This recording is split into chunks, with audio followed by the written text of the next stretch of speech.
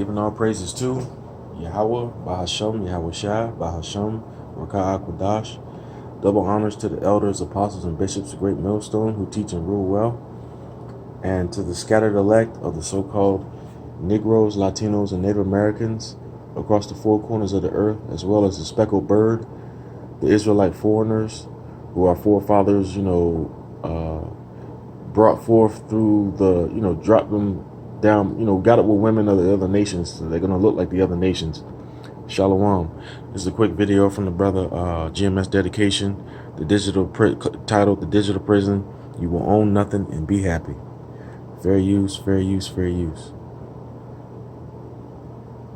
Most people have never heard this, but try and follow what I'm going to tell you. There are two kinds of law on the earth. One is called civil law, which is the law of the land, and one is called maritime admiralty, which is called the law of water. The maritime admiralty is banking law, and the law of the maritime admiralty says that you, because you came out of your mother's water, are a maritime admiralty product. This is why the ship is sitting in its berth and is tied to the dock, and the captain has to give a certificate of manifest to the port authority because money is changing hands. This is why when you were born, you have to have a birth certificate. It's got to be signed by the dock because that's where the ship is tied to, is the dock. So the dock signs your birth certificate. Why? Because you came down out of your mother's water. You came down her birth canal. You are a maritime admiralty product, and therefore your birth certificate is signed by your mother, and where your mother signed on the birth certificate, get it, you will see it does not say parent or mother, it says informant. Your mother was informing the bank that she has just produced another product to be bought and sold. England, the British Crown, through international banking, owns your physical body, and that's the law. So the bottom line is that you are a maritime admiralty product, and therefore the banks own your body.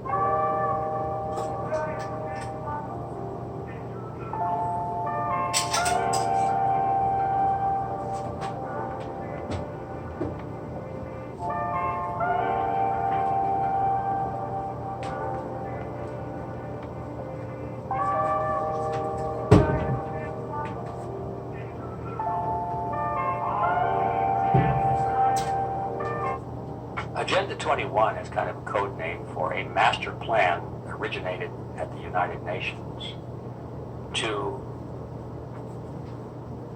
change the political and economic system of the world to one of total collectivism. And in order to do that, people must not be allowed to have independence. They must be dependent on the state for everything. Otherwise, they won't be easily controlled by the state. That means they can't have private property, mostly. They cannot have land of their own. They have to live in, preferably, high-rise apartments that are provided to them by the state as a benefit, so to speak. Oh, good, we got a free apartment. But these people at the top want all humans to be dependent on the largesse of the state. That means that they don't want anybody living out in the boonies. Anybody that's got a couple of acres of land and his own water supply and can grow his own food and that kind of thing, or have some sheep or some chickens, these people are a threat to the collectivist society because they aren't going to go to the politicians and say, please feed me, please clothe me, please give me shelter. They tend to be independent. That's the secret behind Agenda 21. They want people out of the country. They want corporations out there growing all the food and that kind of thing, but they don't want anybody living out there because that way they cannot be controlled. In order to control mankind, we have to get them all into the big cities. We have to rack them up and stack them up, get them dependent on the state for their food, their shelter, their electrical power, their water, everything. That's the dirty secret behind Agenda 21. In 2020, an exclusive organization for the world's most powerful people, called Stakeholders, enacted a 10-year transition to a global authoritarian political system called stakeholder capitalism. It's a funeral of shareholder capitalism, and it's a birth of stakeholder capitalism. You have shown us the way forward. One of their agendas by 2030 is to own the food supply chain. Bill Gates became the largest individual owner of farmland. According to their reports, this is what they want us to eat. GMO wheat. Every piece of corn I've ever eaten is GMO corn. So these are things that billions of years of using these products have been done. Could be. Anyway, these are proven products. The stakeholders have an initiative to ban livestock. Cows alone account for about 6% of global emissions. So we need to change cows. And increase our consumption of Artificial meat, like Impossible or Beyond Meat, both of which I invested in. We'll have the convenience of print. See, this is why we need the Lord, man, because we eating GMO foods, all manner of just abominable things. And you can see he couldn't even explain Bill Gates right there. Couldn't even explain it. He was getting frustrated because he didn't want to tell he just wants to do away with the children of Israel. And so they're feeding us all type of abominable stuff. In the book of Mark, it said that we shall eat poison and live. So this dude just admitted he's poisoning a tech guy. What the fuck? He's supposed to be about software and technology. Yet he's got the largest amount of land, farmland here in Babylon. For what? And what for? You just heard them. They're trying to do away with animals and stuff. When we get our hands on these Edomites in the kingdom, man, they are through, man. It from our homes.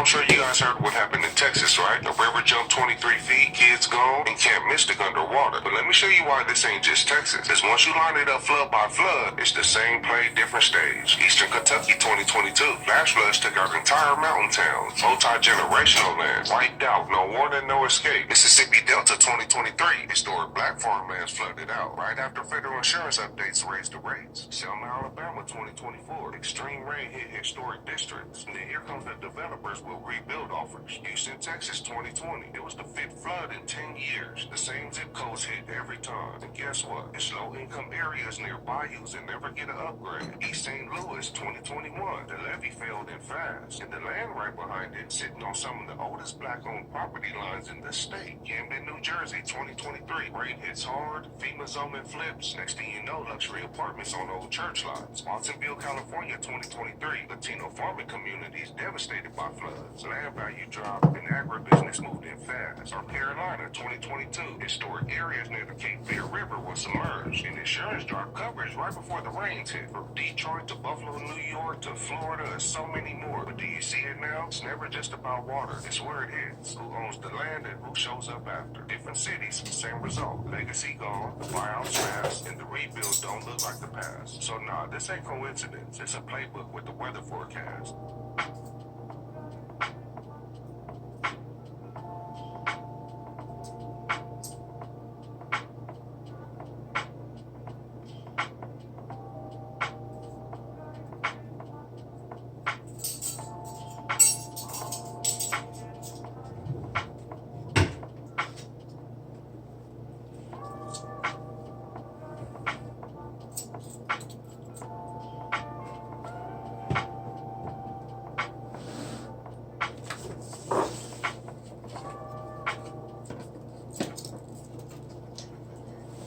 One man who knows the dangers only too well is Aman Jabi, who was at the forefront of digital development in Silicon Valley, California, for 25 years.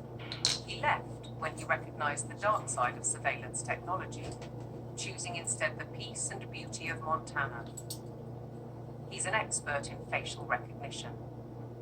It's a technique that is used to uniquely identify the biometrics of any face. So, in a device like your smartphone, and most modern smartphones in the last 5 or 7 years, they have a 3D camera module in the front of the phone, which you cannot see. Within that module is a near-infrared projector which projects tens of thousands of dots on your face. Those dots are then distorted based on the contours and the features of your face. And there's a near-infrared camera that takes a picture of that distortion, captures it, and then reverse engineers the exact profile of your face. In the longer term, facial recognition will be used to unlock your digital identity, which is going to be a tool of control for the agendas that are coming down the pipeline. Elements of that control are already with us. Alexa, good morning. Good morning. You are never alone in your home, and this is why. All your devices at home and all smart appliances, they are all connected on a wireless network. Many of these devices will have cameras, many will have microphones, and so they are monitoring everything all the time. Your smart appliances are communicating with the smart meter and sending it real-time usage data. If there's a Ring camera also in your home, a mesh network is formed, and all your devices are being tracked within the home, its location, its usage, and all the data is going to Amazon servers. When you leave your home, all modern vehicles are connected to the internet, so your automobile is being tracked all the time. When you're going under a string of smart LED poles and smart LED lights on the highway and in the streets of your towns and cities, those form a wireless network and are tracking your vehicle. They're tracking all the devices on you, from smartphones to smartwatches when you're walking on the streets. So data is being collected 24/7, continuously on every human being whenever you are within these wireless networks. And it's obviously not good for health also because of all the electromagnetic radiation. In the long term, the plan is to pretty much lock up humanity in smart cities, which is kind of a superset of a 15-minute city.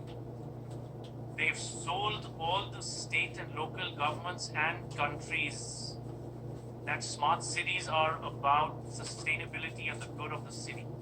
But in reality, the language from the UN and WEF and their white papers is all inverted. So, air monitoring is really about limiting mobility and no car ownership. Right? Surveillance, control via LED grid is why the smart lighting is there. Water management is about water rationing, noise pollution is about speed surveillance, traffic monitoring is about limiting mobility, and then, of course, energy conservation is all about rationing heat, electricity, and gasoline. Another concept one should be familiar with is called geofencing, and that's, think of it as an invisible fence around you where you cannot go beyond a certain point, and that will be related to your face recognition, digital identity, and access control.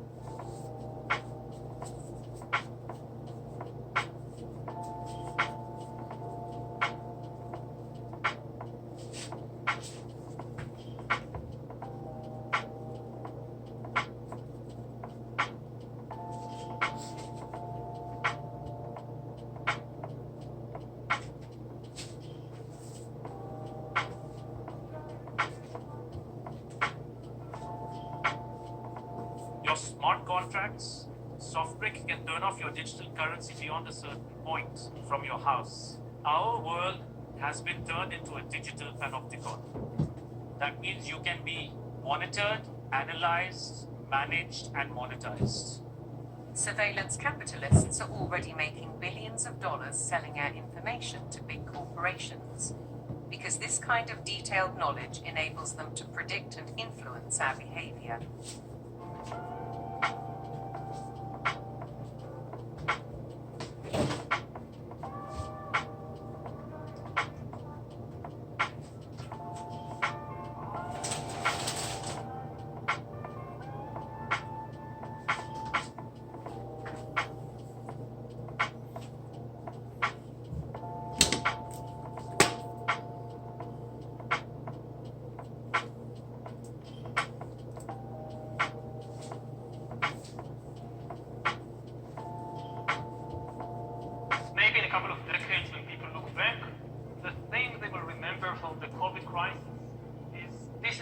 moment when everything went digital. This was the moment when everything became monitored.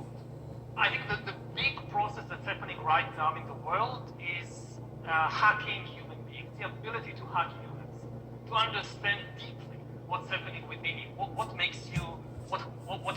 COVID is critical because this is what convinces people to accept, to legitimize total biometric surveillance.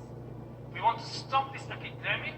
We need not just to monitor people, we need to monitor what's happening under their skin. But exactly the same technology can determine what you think about the government. You know, anger is a biological phenomenon, just like disease. It's not some spiritual thing outward. It's a biological pattern in your body. With this kind of surveillance, I mean, you watch the big president, the big leader, gives a speech on television. The television could be monitoring you and knowing whether you're angry or not, just by analyzing the cues, the biological cues coming from your body. The thing is, it's not just you're now watching this. The thing is, we know that you're watching this, and we also know how you feel. Are you angry about what you hear? Are you frightened? Are you bored? This is the kind of power that Stalin didn't have. You know, when Stalin gave a speech, everybody, of course, clapped their hands and smiled. Now, how do you know what they really think about Stalin? It's very difficult. You can't have a KGB agent following everybody all the time. Even if you do it, he's just watching your outside behavior. He doesn't really know what's happening in your mind. But in 10 years, the future Stalins of the 21st century, they would be watching the minds, the brains of all the population all the time. And also they will have the computing power to analyze it. And COVID is important because COVID legitimizes some of the crucial steps, even in democratic countries. So yeah, that's the video. Like I said, the title of the channel's brother. I mean the title of that brother's channel is GMS dedication. Good video. So if you want to learn more, I'm gonna give you some channels of my elders that these are the channels that I watch on average. Because these are the ones who the Spirit had me wake up to, was Elder Apostle Tahar on down. So I'll just give you a few of them, and they're not to take away anything from the other videos, because they all dropping, you know, tokens and jewels. But I gotta give credit. I'm gonna give credit where credit's due. What is the Mark 666 GMS Truth? Is Elder Apostle Tahar. GMS Info Doc Channel 12 is Elder Apostle Ramlob. Daily Edification 4 is Elder Apostle Gabar.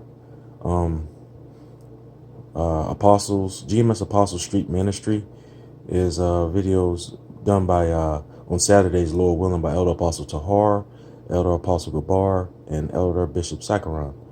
Elder Apostles Live GMS 34th are videos primarily done by Elder Apostle Gabar and Elder Bishop Sakaran.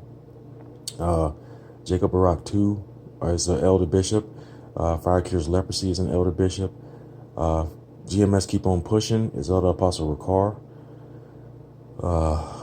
GMS Beatitudes is an Elder Bishop. GMS At The Job 2 is an Elder Bishop. And not, like I said, not to take anything away. Critical Race Historical Facts is in this channel right here, Malcolma. They're both done by the same man, Malcolma. But and you know, like I said, not to take anything away from these other pages that I have, because I've learned something from a video I've watched from all of these guys, hence why I have subscribed to them. Ignore the Sonic Fox. Ignore the Mike. That's just carnal stuff. Oh, GMS Word of Life. That's a good one. The Spirit is working heavy through this person here to just catch so-called UFO sightings. And man, they are something to behold. I mean, the pictures, I try to use like the 1080p to try to get like as clear as possible, because those videos, each video is so cool.